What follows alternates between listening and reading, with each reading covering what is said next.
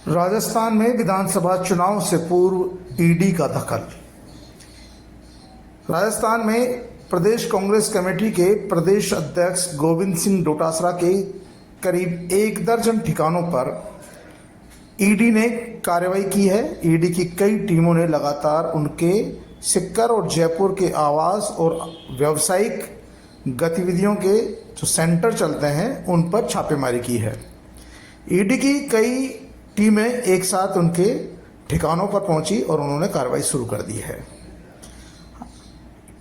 ED के अधिकारियों के अनुसार यह कार्रवाई पेपर लीक प्रकरण में की गई है। आपको बता दें कि गोविंद सिंह डोटासरा पूर्व में शिक्षा मंत्री रहे हैं और पेपर लीक प्रकरण में कई बार उनका नाम जुड़ा था, लेकिन चुनावों से पहले ईडी की इस कार्रवाई ने पूरी की पूरी कांग्रेस पार्टी को हिलाकर रख दिया है।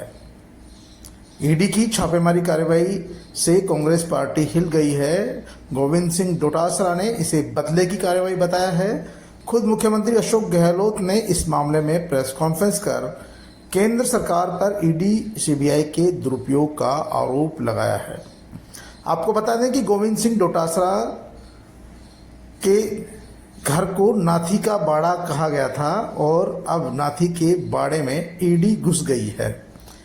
वहीं ईडी ने महुआ से निर्दलीय विधायक और हाल ही में कांग्रेस पार्टी से प्रत्याशी बनाए गए ओम प्रकाश हुडला पर भी कार्रवाई की है। आपको बता दें कि ओम प्रकाश हुडला ने डॉक्टर किरोड़ीलाल मीणा के भतीजे राजेंद्र मीणा को पिछला विधानसभा चुनाव हराया था और इस बार भी विधानसभा चुनाव में ओम प्रकाश हुडला और राजेंद्र मीणा आमने सामने होंगे। ऐसे में ओम प्रकाश हुडला पर ईडी की कार्रवाई को बदले की भावना से उठाया गया कदम बताया जा रहा है।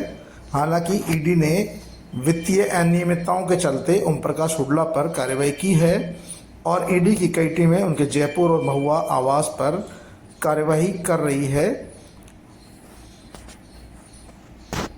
ओम प्रकाश हुडला के साथ साथ मुख्यमंत्री अशोक गहलोत के बेटे वैभव गहलोत को भी मनी एक्सचेंज के मामले में नोटिस भेजा गया है, समन भेजा गया है।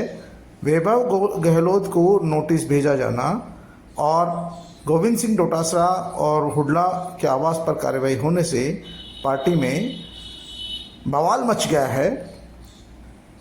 आप देख सकते हैं यह गोविंद सिंह डोटासरा का सरकारी आवास है। यहाँ पर ईडी की कार्रवाई चल रही है, ईडी यहाँ पर एक्शन कर रही है और ईडी की कार्रवाई से उनके घर के बाहर भी समर्थकों का जमावड़ा लग गया है, मीडिया संस्थानों का जमावड़ा लग गया है और ये चुनाव के पूर्व ईडी की बड़ी कार्रवाई मानी जा रही है। और इस कार्रवाई को लेकर कांग्रेस पार्टी ने भारतीय जनता पार्टी और केंद्र सरकार पर केंद्रीय जांच एजेंसियों के दुरुपयोग का आरोप लगाया कि जहां जहां भी चुनाव होते हैं वहां भारतीय जनता पार्टी इसी तरह से ईडी, सीबीआई और इनकम टैक्स का दुरुपयोग करती है, लोगों को डराने धमकाने का काम करती है और ये डराने धमकाने की नीति अपनाई जा रही है जिन राज्यों में चुनाव होते हैं।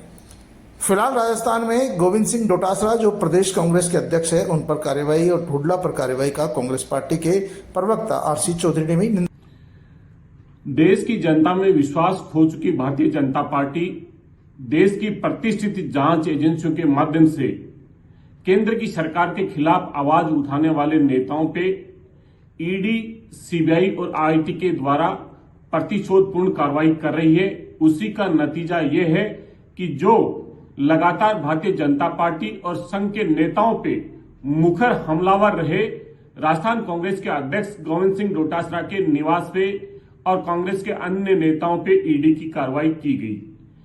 राज्य के अंदर चुनावी समय आने पे हम लगातार कहते रहे हैं कि केंद्रीय जांच एजेंसियां जो देश का गौरव होती हैं उन्हें भारतीय जनता पार्टी ने अपने टूल के तौर पे, हथियार के तौर पे काम ना ले।